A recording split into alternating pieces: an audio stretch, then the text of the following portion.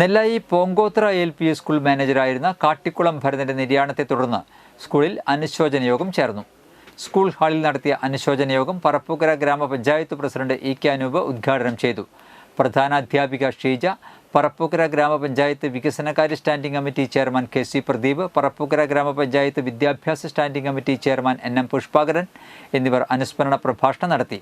PT അംഗങ്ങൾ, വിദ്യാർത്ഥികൾ എന്നിവർ പങ്കെടുത്തു. ശ്രീ കാട്ടിക്കുളം ഭരതൻ അവർകൾ ഞങ്ങളൊക്കെ ഒരുപാട് വയസ്സ് മൂത്തതാണെങ്കിലും ഭരതേട്ടാന്നാണ് എല്ലാവരും അദ്ദേഹത്തെ സ്നേഹത്തോട് വിളിക്കുക. അദ്ദേഹം വിട പറഞ്ഞിട്ട് 3 ദിവസം തികയാണ്. വളരെ ആകസ്മികമായിട്ട് കിട്ടോ എന്ന് നമുക്ക് ചിന്തിക്കാൻ പറ്റില്ല. അദ്ദേഹം മനുഷ്യ മനസ്സുകളില്ല, കുഞ്ഞുങ്ങളുടെ മനസ്സിലും അധ്യാപകരുടെ മനസ്സിലും സമൂഹത്തിലും അദ്ദേഹത്തിന്റെ സേവനം കിട്ടിയ എല്ലാവരിലും അദ്ദേഹം നിറഞ്ഞു നിൽക്കുന്ന ഒരു വ്യക്തിത്വം തന്നെയാണ്. അപ്പൊ അദ്ദേഹത്തിന്റെ സ്മരണയ്ക്ക് മുമ്പില് ഞങ്ങൾ ആദരാഞ്ജലി